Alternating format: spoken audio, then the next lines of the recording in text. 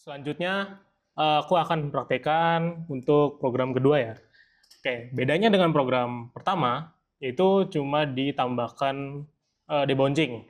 Oke, di program kedua ini, kita bisa mulai ya.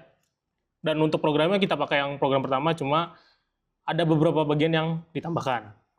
Oke, pertama-tama kita rubah untuk di bagian inisialisasi lah. Oke, pertama-tama yang perlu kita ubah, sebenarnya kita tambahkan aja sih. Di sini ada namanya waktu dibouncing. Waktu dibouncing. Nah, di sini nilainya adalah 0.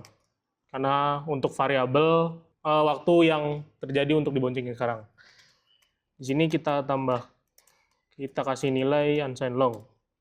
Oke, lanjut adalah itu delay dibouncing ya. Delay dibouncing. Nah, di sini adalah waktu untuk parameter untuk dibouncingnya sih. Jadi misalkan kita kasih 1000, berarti di dalam 1000 detik setelah dipencet itu tidak boleh ada masukan sama sekali. Seperti itu. Dan selanjutnya adalah input ya. Di sini ada variabel input. Input kita kasih nilai low. Selanjutnya adalah variabel kondisi sebelumnya. Sini kita beri nilai low juga. Oke, ini sudah aman. Kita rubah di bagian void loop. Nah, di bagian void loop sini kan ada variabel untuk sebelumnya input kan. Sekarang kita rubah ke kondisi. Nah, di variabel kondisi ini sama seperti input sebelumnya ya. Itu merupakan nilai dari push button yang sekarang. Oke, selanjutnya kita tambahkan sebuah kondisi. Di mana kondisi ini untuk mengecek apakah terjadi input gitu. Input, soalnya kan dia ngecek dari kondisi tombol sekarang sama kondisi sebelumnya. Sebelumnya kan masih secara default kan masih 0, masih low, sorry. Nah, di sini terjadi pengecekan. Jika kondisi sebelumnya sama kondisi sekarang beda, maka itu berarti terjadi trigger ya dari push button. Sini makanya kita isi dengan waktu dibouncing sama dengan milis. Sip. Ini udah.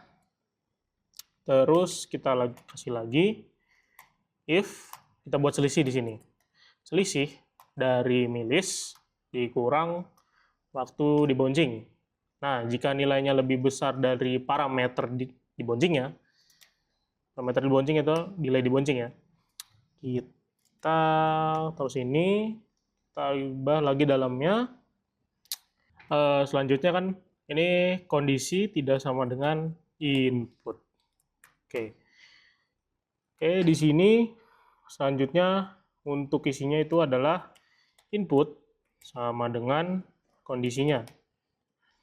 Oke, jadi di sini nilai dari inputnya itu diganti dengan nilai dari kondisi tombol dipencetnya.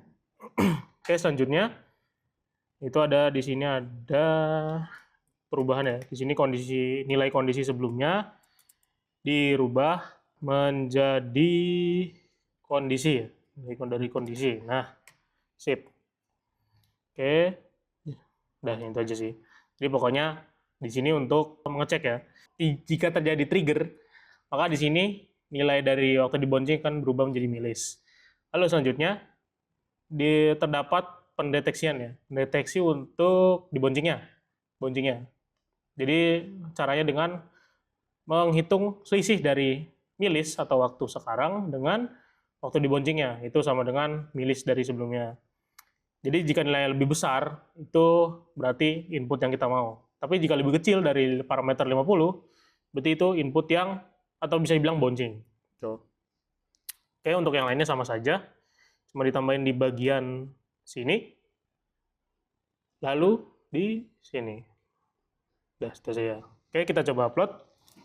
Bisa dilihat, jika sebelumnya ya, kalau saya pencet cepat, maka dia akan langsung terskip state-nya. Tapi kalau di sini, karena kita sudah pakai debouncing, kayak saya pencet cepat, dia tetap terus berurutan. Dari nyala terus, nyala yang terang tadi, maaf, yang pertama tuh, state pertama nyala terang. Aduh, ini itu jumpernya sini. Nyala terang, merah, kuning, hijau. terang, nyala semua, nyala semua, merah, kuning, hijau, semua merah, kuning, hijau, semua merah, kuning, hijau, semua merah, kuning, hijau. Nah, bisa dilihat tidak ada state yang terskip. Oke, segitu saja untuk praktikum yang nomor 2. Selanjutnya adalah